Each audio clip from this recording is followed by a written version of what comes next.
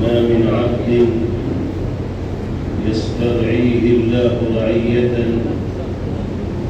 يموت يوم يموت وهو غاش لرعيته إلا حرمه الله عليه الجنة أو كما قال عليه الصلاة والسلام. معزز حضرات علماء کرام، دینی تعلیمی بورڈ جامعۃ علماء صوبہ اتر پردیش کے ذمہ داران و اراکین مجلس عاملہ، سب سے پہلے ہم سب کو اللہ رب العزت والجلال کا شکر گزار ہونا چاہیے کہ اس نے دین کی نسبت پر اور ملت میں دینی تعلیمی بیداری کو عام کرنے کی غرض سے یہاں غور و فکر اور مشاورت کی اس مجلس میں شرکت کی سعادت اور توفیق میسر فرمائی۔ اللہ تعالیٰ اس دینی جذبے کے ساتھ ہم سب کی باہم مجالست کو اپنی بارگاہ میں شرف قبول نصیب فرمائے اور پوری دلچسپی، ذوق و شوق اور احساس ذمہ داری کے ساتھ دینی تعلیمی خدمات کے میدان میں مصروف عمل رہنا باری تعالی ہم سب کے لیے سہل و آسان فرمائے۔ دوسرے نمبر پر ہم شکر گزار ہونا چاہیں گے آپ تمام حضرات کے جو موسم کی سختی کے باوجود اپنی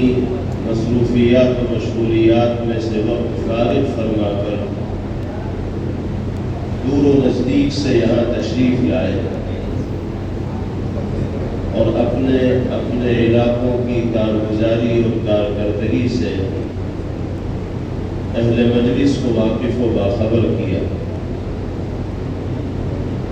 اللہ تعالیٰ آپ سب کو جزائے خیر مرحمت فرمائے۔ جہاں تک مکاتب دینیہ کے قیام اور مکاتب کے فروغ و استحکام کا معاملہ ہے، اس کی ضرورت و اہمیت اور افادیت پر آپ جیسے حضرات کے سامنے روشنی ڈالنا بے سود اور لا حاصل ہے، اس لیے کہ آپ قوم و سماج کے اس منتخب طبقے سے تعلق رکھتے ہیں جو عوام الناس کو اس موضوع کی اہمیت سے واقف و باخبر اور آشنا کرنے والے ہیں، اور آپ حضرات کو اچھی طرح اس کا احساس ہے کہ دینی تعلیم کے فروغ کے سلسلے کو اپنے سماج و معاشرے میں عام کرنا اور جاری رکھنا کتنا لازمی اور ضروری ہے، خاص طور پر موجودہ حالات میں جبکہ ہر چہار جانب سے ملت اسلامیہ کو مخالفتوں کا سامنا ہے۔ اپنی دینی اور ایمانی تہذیب، شناخت اور پہچان کے بقا کے لیے ملک کے مختلف علاقوں میں بسنے والے مسلمانوں کو دشمنوں سے مقابلہ کرنا پڑ رہا ہے، جدوجہد کرنی پڑ رہی ہے، دین و ایمان اور عقائد کا تحفظ مشکل و دشوار ہو رہا ہے، دین بیزاری فکری اور نظریاتی اعتبار سے ضلالت و گمراہی اتنی تیزی کے ساتھ پاؤں پسارتی چلی جا رہی ہے کہ نئی نسل کو اور نوجوان پیڑھی کو شریعت و سنت کے تقاضوں پر مضبوطی کے ساتھ جمائے رکھنا دشوار سے دشوار تر ہوتا چلا جا رہا۔ موجودہ حالات میں مکاتب دینیہ کے قیام کو اور اس نظام کے استحکام کو فروغ دینے کی اور عام کرنے کی کتنی ضرورت ہے اس کا اندازہ لگانا مشکل نہیں۔ ہمارے اکابر و بزرگان دین جو برسہ برس سے اس میدان میں مصروف خدمت رہے، مصروف عمل رہے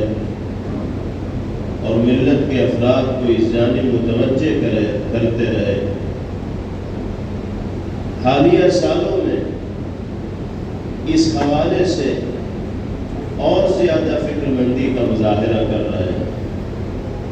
صورتحال دیکھ رہے ہیں، حالات کی نبض کو پڑھ رہے ہیں اور قوم کے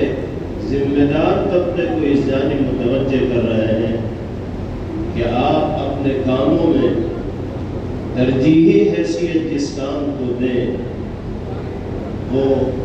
سماج و معاشرے اور ملت کے افراد کے درمیان دینی تعلیم کو فروغ دینے کا معاملہ اور مسئلہ ہے۔ اگر ہم خود اپنے دین و ایمان اور عقیدے کا تحفظ چاہتے ہیں اور اپنی نسلوں کو صحیح عقائد کے ساتھ زندگی گزارتے ہوئے دیکھنا چاہتے ہیں، اپنی اور اپنی آنے والی پیڑھیوں کو دینی اور ایمانی شناخت و پہچان کے ساتھ زندگی گزارتے ہوئے دیکھنا چاہتے ہیں تو اس کے لیے اپنے گھر کے ماحول کو اسلامی رنگ میں رنگنا ہوگا اور اپنے اپنے علاقوں میں، اپنے اپنے حلقوں میں مکاتب دینیہ کا نظام ایسا مستحکم کرنا ہوگا کہ ہمارے گھرانے کا کوئی فرد چھوٹا ہو یا بڑا، لڑکا ہو یا لڑکی، ایسا باقی نہ رہے جو دین کے بنیادی عقائد و مسائل سے واقف و باخبر نہ ہو اور قرآن پاک کی تلاوت کا سلیقہ جاننے والا اور سیکھنے والا نہ ہو۔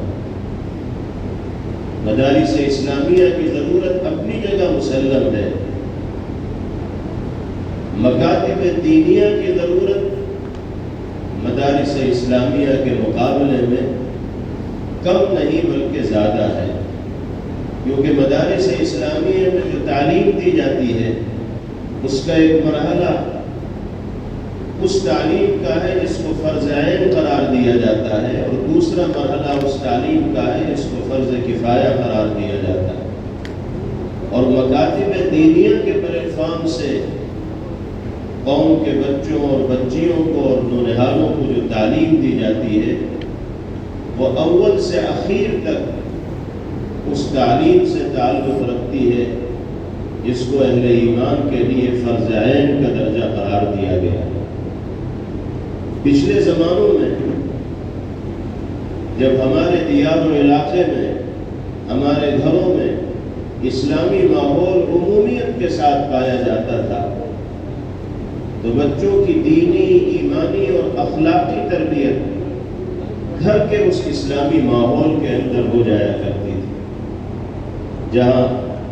مائیں بچوں کو دعائیں سکھلا دیا کرتی تھیں، کلمے سکھلا دیا کرتی تھیں اور اسلامی آداب سے واقف کرا دیا کرتی تھی۔ اس ماحول میں پیغمبر علیہ الصلاۃ والسلام اور صحابہ کرام رضوان اللہ تعالی علیہم اجمعین کی سیرت طیبہ کے حوالے سے تذکرے ہوتے تھے، بزرگان دین کے واقعات لوریوں کے طور پر، کہانیوں کے طور پر بچے اپنی مائیں اپنے بچوں کو سنایا کرتی تھی اور اسی ماحول میں بچے پروان چڑھتے تھے تو فطری طور پر وہ دینی اور ایمانی جذبات کے حامل بنتے چلے جاتے تھے اور دین و ایمان کی عظمت و اہمیت ان کے ذہن و دماغ کے اندر راسخ ہوتی چلی جاتی ہے۔ لیکن اب جو صورتحال ہے وہ کسی پر مخفی اور پوشیدہ نہیں ہے۔ گھر کا ماحول بھی عمومی طور پر دین بیزاری کا ہو گیا ہے۔ بچوں کو وہ فضا میسر نہیں ہوتی، وہ ماحول نہیں ملتا جس میں پروان چڑھنے کے نتیجے میں وہ دینی اور ایمانی جذبات کے حامل بن سکیں اور دین و ایمان کی عظمت و اہمیت کا جذبہ ان کے دل کے اندر پیدا ہو سکے۔ تو ضروری ہے ہر گھر کے بچوں کا ایسے مکتب سے وابستہ اور جڑا ہوا ہونا، جہاں تھوڑی دیر کے لیے بھی بچے جائیں تو دین کے بنیادی عقائد و معلومات سے وہ واقف و باخبر ہو سکے اور دینی اور ایمانی جذبات سے سرشار ہونے کا بچوں کو موقع میسر ہو سکے۔ اسی چیز کو پیش نظر رکھ کر دینی تعلیمی بورڈ جامعۃ المعاہد کے زیر اہتمام و انتظام صوبہ یوپی میں اور ملک کے دیگر صوبوں میں منظم مکاتب کا جال بچھایا جا رہا ہے۔ مکاتب کی تعداد کو بڑھانے کی کوشش کی جا رہی ہے اور اس مشن کے مطابق کام کیا جا رہا ہے کہ کوئی مسلم گھرانہ ایسا باقی نہ رہے کہ جس کا مضبوط ربط و تعلق مکاتب و مدارس کے ساتھ نہ ہو۔ اس وقت ہم جس مجلس میں شریک ہیں یہ حقیقتاً ایک مشاورتی مجلس ہے، جس میں ارکان مجلس عاملہ کے ساتھ ساتھ دینی تعلیمی بورڈ کے ذیلی ذمہ داران کو بھی مدعو کیا گیا ہے تاکہ موضوع کی حساسیت و نزاکت سے اور موجودہ حالات کو اس کی ضرورت و اہمیت سے سب اچھی طرح واقف و باخبر ہو سکے اور اس حوالے سے اپنی ذمہ داریوں کو سلیقے کے ساتھ انجام دے سکے۔ اس مجلس میں 3 باتوں کی طرف توجہ دیا جانا ضروری ہے۔ نمبر 1، خود احتسابی۔ اب تک ہم نے دینی تعلیمی بورڈ کے ذمہ دار ہونے کی حیثیت سے اپنے ضلع میں، تحصیل میں، علاقے میں، صوبے میں کیا کام کیا ہے۔ جب تک خود احتسابی کا جذبہ انسان کے دل کے اندر نہیں ہوتا اور وہ اپنے ماضی پر تنقیدی نگاہ ڈالنے کا خیال اپنے دل کے اندر نہیں لاتا، اس وقت تک صحیح اور غلط کے درمیان تمیز کرنا اور فرق کرنا اس کے لیے دشوار ہوتا ہے۔ اس کے سامنے صحیح تصویر نہیں آ پاتی۔ اس مجلس کے انعقاد کا ایک اہم مقصد یہ بھی ہے کہ ہم اپنا احتساب کریں۔ 6 مہینے پہلے ہم اسی بینر تلے جمع ہوئے تھے تو ہم خدمت کے اعتبار سے کس پائیدان پر تھے اور 6 مہینے کے بعد ہم اسی پلیٹ فارم پر اکٹھا ہیں، اسی بینر تلے جمع ہیں، تو ہمارا پائیدان آگے بڑھا ہے، کہیں ایسا تو نہیں ہوا کہ پیچھے ہٹ گیا۔ احتساب کی ضرورت ہے۔ ماشاءاللہ جو رپورٹ حضرت مفتی صاحب دامت برکاتہ نے پیش فرمائی وہ خوش آئند ہے۔ موازنہ بھی فرمایا مفتی صاحب نے کہ پچھلے 6 مہینے سے اب تک کے درمیان ہر اعتبار سے مکاتب کی تعداد میں اضافہ ہوا ہے، طلبہ کی تعداد میں اضافہ ہوا ہے۔ یہ چیز قابل شکر ہے اور آپ حضرات قابل تعریف ہے کہ آپ نے اپنی کارکردگی کو بہتر سے بہتر بنانے کی فکر کی ہے، اس کا اہتمام کیا اور اس کا مظاہرہ اس رپورٹ سے ہو رہا ہے۔ اور واقعہ یہی ہے کہ مختلف طرح کی ذمہ داریوں کو انجام دینے کے ساتھ ساتھ دینی تعلیمی بورڈ کے حوالے سے فکر کرنا اور مکاتب کے قیام کے سلسلے میں دلچسپی لینا یہ آپ حضرات کا بہت بڑا کارنامہ ہے۔ جتنے حضرات بھی یہاں تشریف فرما ہیں ان سے متعلق مدارس کی ذمہ داریاں بھی ہیں، جامعۃ المعین کے مختلف شعبوں کی ذمہ داریاں بھی ہیں، اور پھر دینی تعلیمی بورڈ سے متعلق ذمہ داریاں بھی ہیں۔ ایک ہی آدمی ہے اور مختلف طرح کے کام اس کے ساتھ لگے ہوئے ہیں۔ 24 گھنٹہ ہے، اس میں کوئی اضافہ نہیں ہونا ہے، محدود وقت ہے، اسی میں سارے کام انجام دینے ہیں۔ مختلف تقاضوں پر سفر بھی کرنا ہے اور دیگر کاموں کو بھی انجام دینا ہے۔ تو آپ جس انداز میں اس سلسلے میں دلچسپی کا مظاہرہ کر رہے ہیں، تو آپ سب حضرات واقعتاً شکریہ کے مستحق ہیں۔ اللہ تعالی مزید ہمت و حوصلے کے ساتھ ہم سب کو اس میدان میں متحرک و سرگرم رہنے کی توفیق عطا فرمائے۔ تو پہلی چیز ہے خود احتسابی، دوسری چیز ہے جائزہ، یعنی موجودہ حالات میں ہم کس طرح کا کام کر رہے ہیں اس کا جائزہ لینے کی ضرورت ہے۔ جب جائزہ لیا جاتا ہے، غور و فکر کی جاتی ہے اور باہمی مشاورت کی مجلسوں کا انعقاد کیا جاتا ہے، تو مختلف چیزیں سامنے آتی ہیں جس کا خیال رکھنے کے نتیجے میں کارکردگی کو بہتر سے بہتر بنایا جا سکتا ہے۔ اور تیسری چیز ہے مستقبل کے لیے منصوبہ بندی۔ یہ سب سے اہم ہے۔ ہم کسی مجلس میں بیٹھے اور سابقہ کارگزاریوں کو سنا کر مطمئن ہو جائیں تو ہمارا کام مکمل نہیں ہوگا جب تک کہ ہم آئندہ کے لیے عزائم لے کر نہ اٹھیں۔ آئندہ 6 مہینے میں ہمیں کیا کرنا ہے، ہم اپنا ایک ٹارگیٹ سیٹ کریں، اپنا ایک ہدف متعین کریں،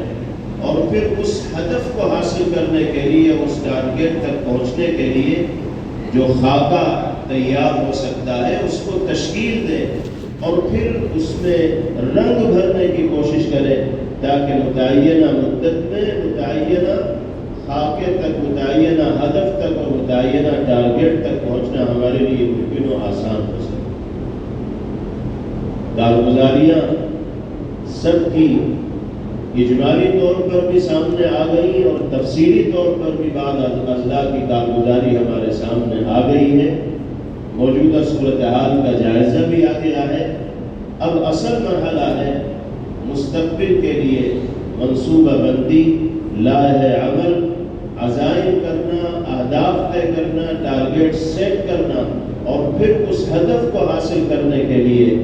ایک نظام کو تشکیل دینا تاکہ اس نظام کے مطابق چل کر ہم اپنے ہدف کو اور مقصد کو حاصل کر سکیں۔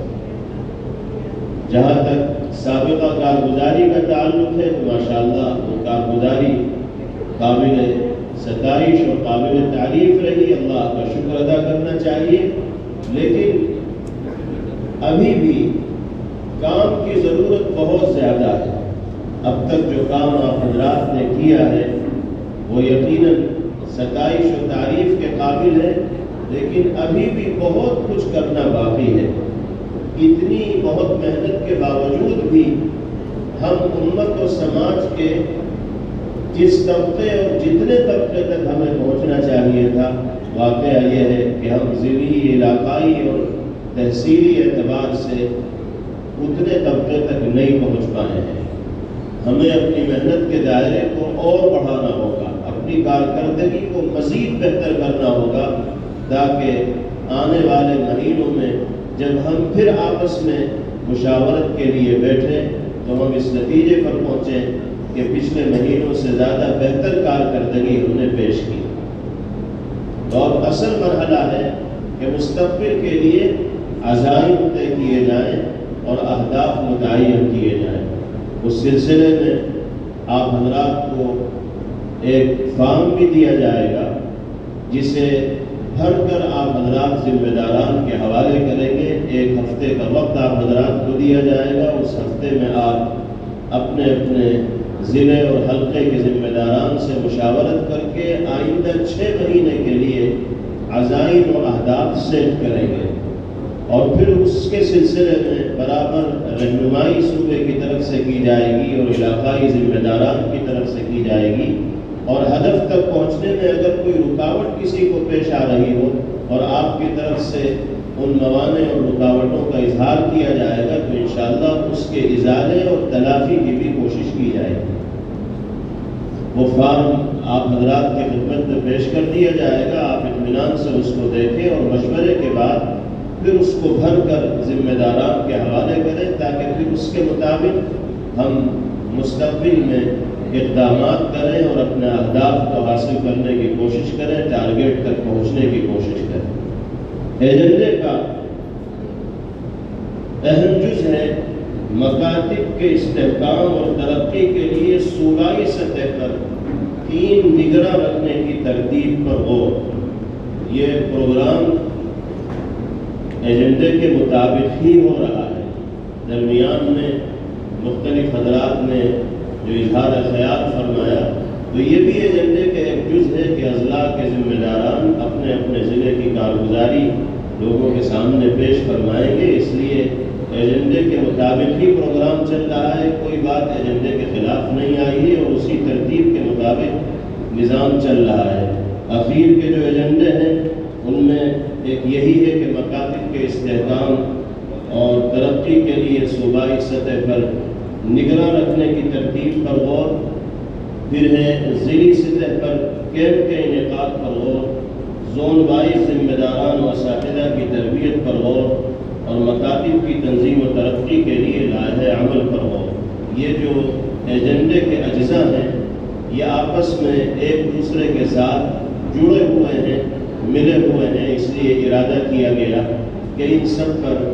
ایک ہی دفعہ روشنی ڈال دی جائے اور اس سلسلے میں مشاورت کر لی جائے۔ صوبہ یو پی بہت بڑا صوبہ ہے، ارادہ کیا گیا کہ اس کو دینی تعلیمی بورڈ کے حوالے سے بھی 3 زون پر تقسیم کیا جائے اور زون کے اعتبار سے ذمہ داران طے کیے جائیں تاکہ اضلاع سے کارگزاری لینے میں اور ان کی رہنمائی میں سہولت و آسانی پیدا ہو۔ چنانچہ مشورے کے بعد یہ طے ہوا ہے کہ مغربی یو پی کے زون کے لیے صوبائی دینی تعلیمی بورڈ کے زیر انتظام و اہتمام 2 حضرات کنوینر کے طور پر متعین کیے جائیں، جن میں سے ایک مفتی ابوبکر صدیق صاحب منصور پوری اور دوسرے مولانا حسین احمد مدنی۔ یہ دونوں حضرات مغربی یو پی زون کے کنوینر ہیں اور وسطی زون کے کنوینر مفتی ہلال احمد صاحب سیتا پوری دعوت برکاتہم ہیں اور مشرقی یو پی کے کنوینر ہیں حافظ عبید اللہ صاحب۔ ان حضرات کی ذمہ داری یہ ہے کہ یہ اپنے اپنے زون میں کلسٹر کے اعتبار سے کنوینر متعین فرمائیں۔ مغربی یو پی میں جو 2 کنوینر ہیں ان کے ماتحت کلسٹر ہیں جن کی تفصیلات ان کے سامنے پیش کر دی جائے گی۔ ہر کلسٹر کے نگراں مقرر کریں اور ایسے ہی وسطی زون میں جتنے کلسٹر ہیں تو ہر کلسٹر کے نگراں مقرر کریں۔ مشرقی یو پی میں جتنے زون ہیں وہ ہر کلسٹر کے جتنے کلسٹر ہیں ہر کلسٹر کے نگراں مقرر کریں اور کلسٹر کے جو نگراں ہیں وہ کلسٹر میں آنے والے اضلاع کے ذمہ داران سے رابطہ کر کے دینی تعلیمی بورڈ کی ضلعی یونٹوں اور اکائیوں کو قائم کریں اور ان کو متحرک کریں اور جیسی ضرورت ہو اس کو پورا کرنے کی فکر و کوشش کریں۔ تو جو زون کے کنوینر ہیں وہ کلسٹر کے اعتبار سے کنوینر متعین کریں گے مشورے سے اور کلسٹر کے جو کنوینر ہوں گے وہ اضلاع کے ذمہ داران سے رابطہ کر کے جہاں اب تک یونٹیں قائم نہیں ہیں وہاں یونٹ قائم کریں۔ یہ یونٹ قائم کرنے کی ضرورت نہ ہو تو کنوینر کے طور پر کسی کو متعین کریں۔ جب ذمہ داریوں کو علاقائی اعتبار سے تقسیم کیا جائے گا اور مختلف کلسٹروں میں تقسیم کیا جائے گا تو پھر کارگزاری لینا بھی آسان ہوگا اور انشاءاللہ رہنمائی کرنا بھی سہل و آسان ہوگا، اور ہم پھر جو عزائم سیٹ کریں گے اور اہداف طے کریں گے تو ان کا پورا کرنا اور ان عزائم کی تکمیل کرنا اور اہداف تک پہنچنا بھی ہمارے لیے سہل و آسان ہو جائے۔ اللہ تعالیٰ اسی نظام کے مطابق ہمیں آگے بڑھنے کی توفیق عطا فرمائے۔ دوسری بات ہے کہ ذیلی سطح پر کیمپ کے انعقاد پر غور و خوض۔ اس کیمپ سے سمر کیمپ مراد ہے، یعنی اسکول میں تعلیم حاصل کرنے والے بچوں اور بچیوں کی چھٹیوں کے جو ایام ہوتے ہیں، ان ایام میں بچوں اور بچیوں کے لیے دینی تعلیم و تربیت کا کوئی معقول و معیاری بندوبست ہفتے عشرے کے لیے بھی اگر کر دیا جائے گا تو فائدے سے خالی نہیں ہوگا۔ صوبے کے مختلف اضلاع میں آف لائن بھی اور آن لائن بھی سمر کیمپ کا انعقاد ہو رہا ہے۔ بعض جگہ یہ سلسلہ جاری بھی ہے اور بعض جگہ آئندہ دنوں میں سمر کیمپ کے انعقاد کی تیاریاں ہیں۔ آپ حضرات سے بھی یہ گزارش ہے کہ اپنے اپنے اضلاع میں اور اپنے اپنے علاقوں میں بچوں اور بچیوں کے لیے ہفتے بھر کے لیے یا عشرے کے لیے یا 15 دن کے لیے جہاں جیسی سہولت ہو سمر کیمپ کے انعقاد کا نظم کیا جائے۔ روزانہ اگر 1 گھنٹہ بھی بچوں کا لے لیا جائے گا، 2 گھنٹے بھی بچوں کے لے لیے جائیں گے تو اس 1-2 گھنٹے میں بھی بہت سی بنیادی اور مفید معلومات بچوں تک پہنچائی جا سکتی۔ اس سلسلے میں دینی تعلیمی بورڈ جامعۃ العلماء کے زیر اہتمام کتابچے بھی طبع ہوئے ہیں اور اس کا کورس بھی شائع ہے۔ جہاں جیسی ضرورت ہوگی اس کے مطابق وہ کورس بھی اور کتاب بھی ان تک پہنچائی جا سکتی ہے۔ اسی طریقے سے زون وائز ذمہ داران و اساتذہ کی تربیت پر غور۔ جب یہ حضرات کنوینر طے ہو گئے اور پھر یہ اپنے ماتحت کلسٹر کے کنوینر متعین کریں گے اور پھر کلسٹر کے کنوینر اضلاع میں یونٹوں کے قیام پر توجہ دیں گے اور وہاں ذمہ داریاں طے ہو جائیں گی، تو پھر اساتذہ، معلمین اور معلمات کی تربیت کے لیے منظم انداز میں پروگراموں کا انعقاد انشاءاللہ عمل میں آئے گا۔ 2 ہفتے کے اندر اس کا نظام بھی مرتب کر کے اللہ نے چاہا آپ حضرات کی خدمت میں پیش کیا جائے گا۔ بنیادی چیز نظام اور نصاب ہے۔ اس نظام و نصاب کو سمجھنے کے لیے تربیتی پروگراموں کا انعقاد ضروری ہے۔ جب تک معلمین و معلمات کے لیے تربیتی پروگرام نہیں ہوں گے اس وقت تک صحیح طور پر نظام کو سمجھنا اور نصاب کی افادیت سے واقف ہونا ہمارے مدرسین و معلمین کے لیے بھی ممکن نہیں ہو پائے گا۔ یہ صحیح ہے کہ بنیادی چیز مکاتب کا قیام ہے، نصاب ثانوی درجے کی چیز ہے۔ اصل یہ ہے کہ بچوں تک دین کی معقول اور معیاری تعلیم پہنچ سکے، لیکن نصاب و نظام کو بھی نظر انداز نہیں کیا جا سکتا۔ اگرچہ بنیاد مکتب ہے، چاہے اس میں نظام و نصاب نہ ہو، لیکن مکتب مثالی اسی وقت کہلائے گا اور مکتب واقعی مکتب و منظم اسی وقت کہلائے گا جس مکتب میں نظام و نصاب کی خاص طور پر پاسداری ہو رہی ہو۔ جو ڈریس ہوتا ہے وہ علاقائی طور پر آپ اپنے یہاں تیار کروا سکتے ہیں، بیگ وغیرہ کا نظم بھی اپنے طور پر آپ علاقائی طور پر کر سکتے ہیں، لیکن کوشش کرنی چاہیے کہ نصاب وہی چلے جو دینی تعلیمی بورڈ جامعۃ العلماء کے زیر انتظام تیار کیا گیا ہے حضرات اکابر دامت برکاتہم کی نگرانی میں، اور طرز تدریس و انداز وہی ہو جو اس پلیٹ فارم سے سکھایا جاتا ہے۔ اس کا فائدہ یہ ہوگا کہ مختصر سے وقت میں بہت سی باتیں بچوں کو بتائی جا سکتی ہیں۔ قرآن پاک کی تلاوت کا سلیقہ بھی ہے، دین کے بنیادی عقائد و مسائل بھی ہیں، سیرت طیبہ کے مختلف پہلو بھی ہیں، مختلف اوقات میں کی جانے والی دعائیں بھی ہیں۔ تھوڑے وقت میں زیادہ فائدہ اسی وقت ممکن ہوگا جب سب کے سامنے نظام ہو، طریقہ تدریس ہو اور انداز ہو۔ اس لیے جو تدریبی پروگرام ہیں ان کی بڑی اہمیت ہے۔ تدریب کے ذریعے طریقہ کار معلوم ہوتا ہے، طرز و انداز معلوم ہوتا ہے، اور صحیح نہج پر کام کو چلانے کا سلیقہ معلوم ہوتا ہے۔ ہم سب کی یہ ذمہ داری اور فریضہ ہے کہ ہم اپنی خدمات میں مزید نکھار پیدا کرنے کی کوشش کریں اور بہتر سے بہتر انداز میں دینی تعلیم کے میدان میں کارکردگی پیش کرنے کی کوشش کریں۔ اللہ رب العزت والجلال آپ حضرات کے یہاں جمع ہونے کو اپنی بارگاہ میں قبول فرمائیں۔ جامعہ حسینیہ کے ذمہ داران بالخصوص حضرت مولانا محمد توفیق صاحب دامت برکاتہم العالیہ، ان کے صاحبزادہ گرامی اور اساتذہ کرام، یہ سب حضرات شکریہ کے مستحق ہیں۔ ہم ممنون و مشکور ہیں ان حضرات کے۔ ان حضرات نے میزبانی کا اور ضیافت کا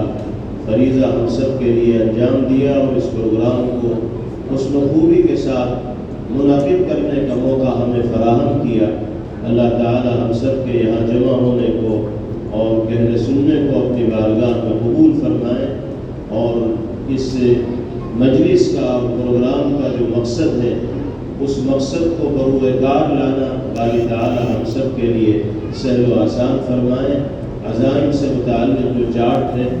وہ آپ حضرات تک پہنچ جائے گا، اسے ایک ہفتے کے اندر گھر پر آپ حضرات کو ذمہ داران کے حوالے کرنا ہے اور پھر اسی کے مطابق اقدامات کرنے ہیں تاکہ وقت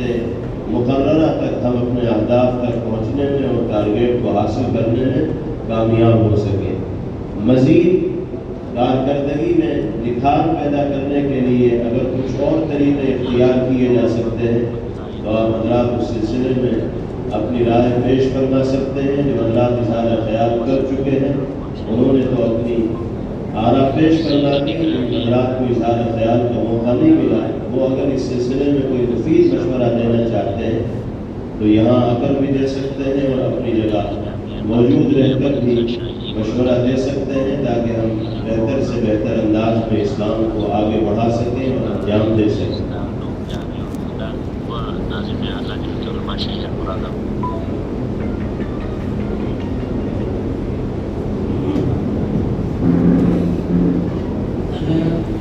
کوئی صاحب